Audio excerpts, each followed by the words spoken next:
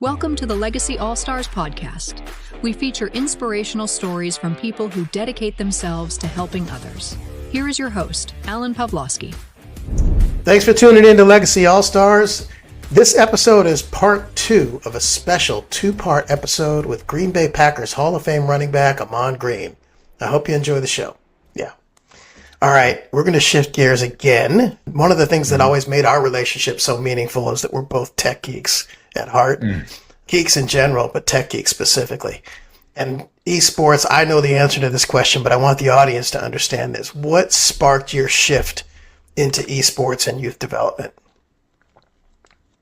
It came when, one, obviously since I was a kid playing video games. My dad, Edward, was an IT guy at Northrop Aviation in Southern California.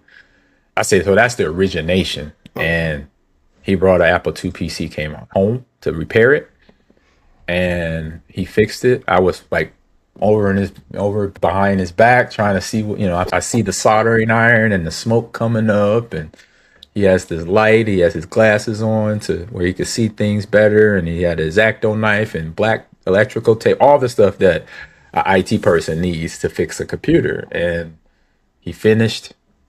I was like, what? I said, Dad, what is that? He said, it's an Apple II PC. And he said, here's the button where you turn it on. Press that button. And I did. Boom. Screen popped on. It was the green font that was back then. And he's like, use this thing here. This is the mouse. You move it around and click this right here. And I went over and clicked it. It was Carmen Sandiego. And I played it for like 5 minutes and then came out of it.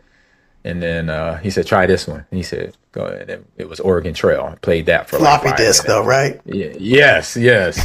Put it in and it goes. And then he said, well, if the 2 games just played, that means the computer is fixed, it's working. And so now I'm like, all right, what else? Like, I want more. Well, I want more. I said, we couldn't afford a computer at that time, but so I ended up having a ColecoVision first, Axon, Donkey Kong, then Nintendo Entertainment System, the NES, Sega, and then every year on after that, when my dad and mom can afford it, I would request the system because I had good grades, and along with my sports, football, baseball, basketball, so I was doing both then. And so that was the origin story of where I'm at now, because when I got done with football, between coaching high school football, high school track, a little bit of baseball as well, the opportunity presented itself in 2020 at Lakeland. But it was a whole bunch of events, from my foundation events to going to E3, going to San Diego Comic-Con, going to DreamHack Atlanta, PAX East and West in Seattle and Boston, coming and making friends and contacts in the esports, in the video game space first, all culminated with me getting hired at Lakeland University. And then when that first year hit was COVID year, I got hired, and a month later we get a pandemic, we get locked down. But, not video games. Every video game is already virtual. So we're online, we jump in this thing called Discord. We could sit there and talk to each other. I can recruit kids. And I remember that year where parents were like, why is my daughter talking to Ahman Green right now on a Zoom call?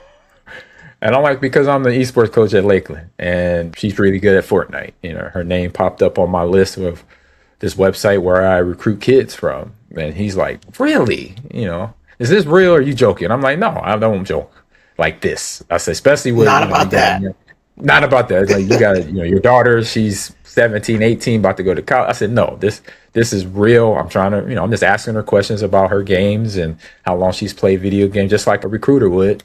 And if she played baseball, basketball, or softball, or whatever. And so he's like, oh, okay. He started asking questions. So that is where it got going. And then I saw something, just like a running back being that who I was at the, after that, I could see ahead, like I could read things and saw things coming. And I'm just like, wait a minute, this is a space that needs some help. Like, we didn't have a ton of resources at Lakeland. We did have enough money to build our facility, but a lot of schools didn't, and schools bigger than us. We were a D3 and we had, enough money that was put aside to create the program. But places like Wisconsin, even Nebraska at the time, in 2020. They didn't have the funds, they didn't have the resources, they didn't have the people. So I'm like, man, and so I kind of put that in the back of my head because this was my year one of coaching, and figure that, I'll be here for 5 to 10 years, maybe. We were at the time thinking about moving a little bit, but I was like, right now, let's stick with this year one. Let's not think about that. And then year two came around, another successful year. Year one, we won a Madden championship. The second semester, we came in second, but playoff berths for a lot of games, from Fortnite to Rainbow Six Siege, League of Legends, and all that. And so then I got an opportunity to go to Nebraska. They reached out and called, and it was a fantastic opportunity, right? Why? It's my school I played football at. Let's go and let's see what happens. I asked a few questions. I probably should have asked a few more questions just to kind of know everything that I was walking into. And in terms of that, I kind of got lost in the shuffle of me just being back home, coaching at the university, which I've been trying to coach at forever as a football coach. Just never got the opportunity to do that. But still, esports coach, I'm going to take it. So got there, but it was the same thing. It was seeing the deficit, where it was the lack there of knowledge of people that were decision makers in certain places at Nebraska, at other universities, and other institutes that try to support us. They didn't really understand it still. So it's me explaining half of the conversation of what video games and competitive gaming is. And so first year was a little rough between recruiting and the students that were there, because they didn't understand. Some of them didn't understand why I was coaching. I'm like, well, you played football, right? And I'm like, yeah. I said, but I was a gamer. I'm a tech guy. I actually came to college for computer science, but that's a whole different story where I didn't finish in computer science. But I know this space because of, one, I was at Lakeland for 2.5 years, and I know how to get a team together regardless of if it's football or if it's League of Legends. I can do it. I'll figure it out real fast. And then you guys and girls will be ready to compete and play and win. That's my goal, to get y'all there. That's my job. So that was the questioning I would get at both institutes, but still, just like anything, I would I would take my time, get through it, and tell them, yes, this is why I know things. This is why I coach. The thought occurs to me that you talked about the administration of these places not really understanding esports or not understanding where it was going. What do people, especially administration people, misunderstand most about esports today? They haven't took the time to read about it. It's that simple. Sometimes I hear e-gaming, I'm like, wait a minute, e-gaming, that's casino stuff. That's gambling online. I say, so if you're not reading the fine print, you didn't even take the time to do your research. But internationally, worldwide, these games, League of Legends, Dota, Rocket League, FC, are the biggest international esports titles in the world. Places over in Abu Dhabi and Riyadh, they have the Esports World Cup, which is their Olympics. Been around for at least 10 years. So it doesn't take much to find this out. You can type in 3 words and be somewhere and find out all the information, on a website that will give you that. And so that means you're not taking the time. If you want this at your school and university, then you got to put some time into really get it and understand it. And like I did, to find out the deficits that were missing. And so I think people got to just do a little. And we have the tech right in front of us. They just, to me, sound like they're being lazy, because if anything, if they want to really help out a program, they do your hard work, due diligence, to find out every nook and cranny where they can fit in. And some places, I say internationally, I've been a part of talk groups once a month that did that for their community, and they created great programs and successful programs. And I think it's starting to turn over now, because we're almost at the 10-year mark from my time being hired, and then probably 20 years for esports really growing at the university level, at the high school level, and even middle school and elementary. It's starting to pick up legs. And I'm part of a few programs now that are helping schools, high schools, get that traction in the dirt. So then when sponsors come around, when other institutes like Nebraska, universities come around, they take it seriously and they know more about it now. And so I'm always advocating through my podcast, through shows like this, to basically say, hey, find out the information about what is going on in our space before you judge it, before you say, oh, it's not worth our time, when it definitely is, because the students, not only are they going to be potential esports competitors, stars, but this also teaches other things. It leads to cybersecurity. It leads to droning. It leads to coding and other fun things in the tech space, which, as we started this conversation, tech is huge in our space, in our world right now. Regardless if you're into it or not, tech is here, period. Yeah, So for sure. You talked earlier and you mentioned the digital divide, and I've had a couple other episodes on this show about closing the digital divide. Tell me what's so important about closing the digital divide and give a quick overview of it for our audience. yeah, so the quick overview is basically the digital divide is from in the tech space.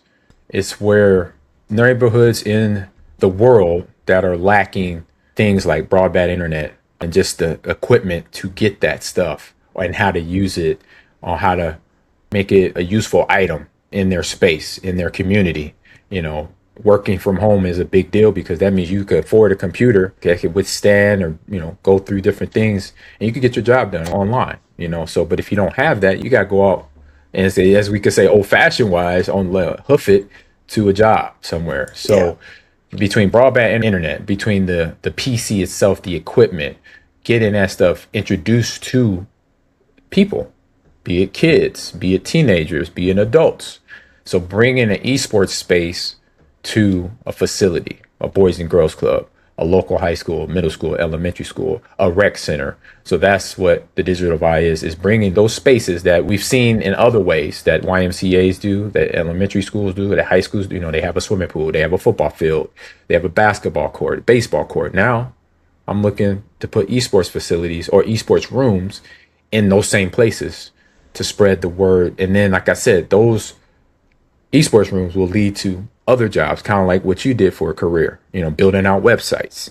Now what I do, I'm a content creator on Twitch and YouTube, but then somebody that may not want to do what I do, they could go into coding, but they already started at playing video games. There was a game, it was Madden, it was Super Mario Brothers, it was Legend of Zelda or whatever, or Fortnite today. But then they saw other things that they could do just by being in front of a computer every day. And so filling that in, because when kids of any background have enough support, they go do something and then experience something, that's where the growth happens. Because that's what happened with me. My dad worked IT. If it wasn't for him working IT, I would have never saw a PC. But I want to say that it was two instances. It was my dad working at Northrop Aviation, bringing home the PC to fix it. And my elementary school partnered with Crenshaw High School, where they've got their computer lab, and we would walk to the Crenshaw High School to go to their computer lab once a week.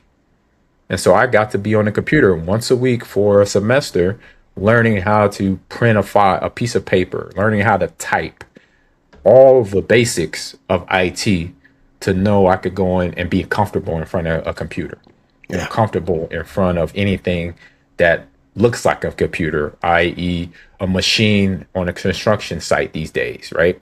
Their motherboard of a diesel crane is all computerized, you go into a hospital, you're a doctor now, you're doing surgery, you're not even doing it with your hands anymore. You're doing it with an automated, kind of like a crane like this with a hand on it, with a robotic hand on it. And it's a joystick you're using to do the surgery. So it's like, it's directly applicable to a lot of amazing occupations. Exactly. So feeling that's the digital vibe. I'm being an advocate of it. So like, I'm going to be one of the change agents to say, hey, needs to close, because I'm like, I want to get to the level where it should just be free internet everywhere. Why not?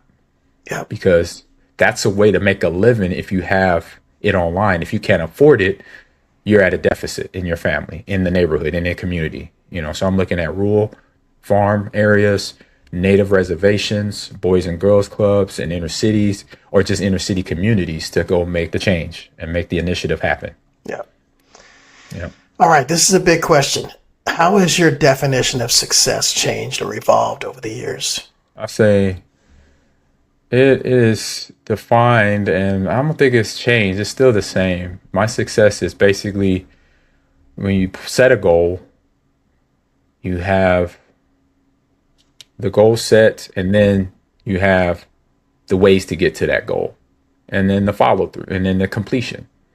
And sometimes for a goal, obviously the ways to get to that goal for everything is different. So my goal to play in the NFL as a kid was different now for me be a part of the digital divide. Physically, it was all for football. It was, okay, I got to stay in shape. I got to fight my body against injuries, make sure I stay healthy as possible. Then obviously good grades. I got to know I'm going to have to put in college time and all that stuff.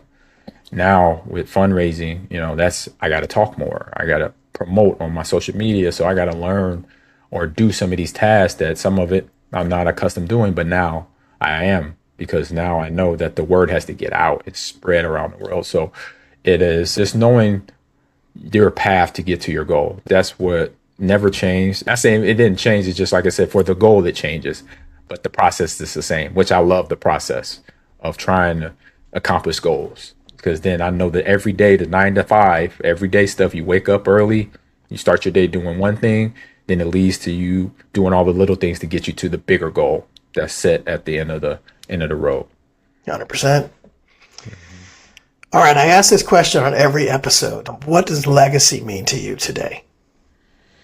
Oh man, legacy that's an easy one. What I leave behind, basically, and it really starts with my family. What they're going to have for themselves that I was able to build for them, and then potentially take over or hand it off to somebody else in the family. If it's not Amani, Mayani, Virgil, Angel, and Elias, that they take on and own it. Now, after we're gone, it's passing it maybe to their kids or maybe to somebody close in the family or a friend that want to take over the legacy. Because I know one thing I'll have for my kids is my active giving, my foundation. So there you go. Amani already has a foundation now of her own. She's already been motivated to get there, so she's doing it now. It's a track club in Dallas. It's called the Dallas Supersonics. It's been around 2 years, almost 2 years now, and it's growing. So just whatever I leave behind, I could pass. It doesn't have to be big, like I said, it could be, my jerseys I earned from being in a Pro Bowl to my jerseys I wore as a Packer. That stuff they could hang in their house. And once they have their kids will be like, oh, what's this, Mom? Oh, that was your grandfather's football jersey. He was a starting running back at the Green Bay Packers. And this organization has been around, 100 years, and they did this, that, and the other. And so he was a big part of that, his time on the football field. So she could tell that story to my grandkids. Right.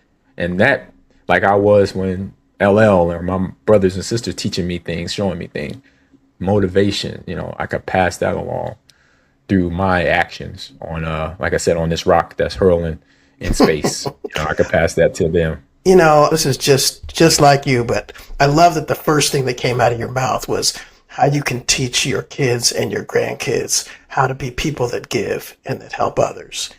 And the reason I've been wanting to make sure you and I make time for this episode after all these years is for exactly that reason, to people to understand that it takes humility and it takes the real passion for giving and to make a difference to sustain that kind of energy long term, especially for somebody who's a celebrity that you have all kinds of distractions going all the different directions. Yeah. But yes, to sustain that attitude of giving and making a difference for others is exceedingly unique. And I know this because I've been around a lot of celebrities and a lot of people that have been in your shoes. And the reason you and I have been close all these years is because you had that heart for giving from the very beginning. Mm-hmm. And it's exceedingly meaningful for me, as you know. So let's make sure we don't lose sight of this. You're giving, but you're also asking other people to support your giving efforts. How can people get a hold of you or support your organization or organizations that are important to you? Yeah. And give me their lowdown on how we can tell people how to get there. Yeah, so first follow me on my socials. So I'm on IG. It's Ahman Green 30 and AG_Gamers Lounge. X, it's the same thing. It's Ahman Green 30 and AG_Gamers Lounge. That's my podcast that I've been doing now for 6 years now, coming up on 300 episodes. And then my Digital Divide initiative, that's at the link I put in your chat here. And it's on Be Connected to the website very soon, the AhmanGreenFoundation.com. And it's a brand new look. So you just got updated. Amani did that for a birthday gift for me this year. She updated the website. I went on there on Wix by myself and did my best Alan Pavlovsky impression to build out a website. Man. And I remember Amani when she was like, I think She was just born. You and I Yeah. were hanging out before she was even born. We were connected at the ankles, man. We've been along around each other a long time. So Chanel, she did it as a gift. She has a friend that builds websites, and so she got a birthday gift for me to help redo it. And so we're going to connect and get the initiative on there. But you could read about it now. The links on there to buy the T-shirt and other items. We partner with other companies. And that's at AhmanGreenFoundation.com.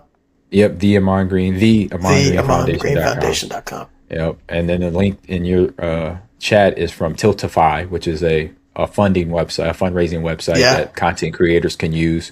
So it has the links for you to download and then purchase. Look through all the different things you could purchase to fundraise. Because, like I said, I want to give somebody a little token of my appreciation, and came up with a great idea. And so that's where you could go look there. I do my podcast every Wednesdays at 2 p.m. on Twitch and YouTube. It's the Ahman Green's Gamers Lounge via Ahman Green TV on Twitch. And I do Believe in Packers, where I break down my Packers during the regular season and now times like this, because next week is the NFL draft. So I'll probably do a quick episode about who they're going to potentially draft, and then do an episode after, do a reaction podcast about that in the next 2 weeks. So that is Believe in Packers. So that's what I do there. And then, I say partnerships with Stay Plugged In. They're out of actually High Point, North Carolina. And they are aligned with what I do. So they help me find places, and we find places that need esports rooms. And we have our first one together.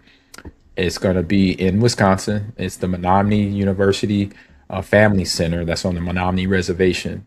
And I say central Wisconsin, right above Green Bay, about a half hour. Yep. And we're just waiting on the date to plan out that launch opening of that esports room there, and many more to come. I know I got a dozen places that I want to go to across the country that, that were influential, be in Nebraska, in Washington State, in California, that I want to put a esports room at, so there you go. So we got places, and we got a lot of support. We got all the support that I saw lacking when I became an esports coach in the space. So that's fantastic. That's where you can find me on the IG. I'm on Green 30. That would be the best one to drop a message, go see all my content, and support in those spaces. So thank you. Well, we've come to the end, but man, what a great ride. AG, it's your willingness to evolve and continue serving others is what defines your legacy. Here at Legacy All-Stars, we celebrate those making a lasting difference, and you, my friend, are the definition of that. I appreciate you coming on the show today. I appreciate you having me on. Super excited about it when you asked me. Finally get a date for it to work. And actually, I got one more group that I'm actually working with. I almost forgot because they're so new. NIL TV Esports. I'll partner with a guy you probably remember, Craig Richardson. Yeah, of course. So me and Craig are now linked at the hip, working with Duke University athletes to bring them online. That's terrific. And share their stories and have fun doing it, doing IRL content to esports content. So that's coming down the line on True Blue TV here in the next couple months of this year. Okay, that's fantastic. And man, I got a giggle when you talked about your Tiltify initiative, because I don't know if you remember, but I invited you at a Super Bowl event I did to raise money using gaming. It was the Tiltify was the platform we used. And I think you might have met Tiltify when I did that. I might have, and we need to talk, because for some reason with the account, it doesn't give me the address where I could ship the T-shirts at. So I'm like, I've been on talking to their customer service for like a month now. Yeah. 2 months. I'll see what I can do. So if you know somebody there, please direct them to me. I have the contact information of the leadership there, so maybe I'll insert myself in that and try to help out. Please do, because we need to know where we're sending stuff. For sure. All right. Well, to my audience, thank you for joining us on Legacy All-Stars podcast, where we celebrate individuals using their platform and purpose to make lasting impact. I want to remind you that your legacy is not what you leave behind. It's what you invest in others every single day. See you next time, and don't forget to subscribe and be notified of new episodes. I'm Alan Pavlovsky, signing off for Legacy All-Stars.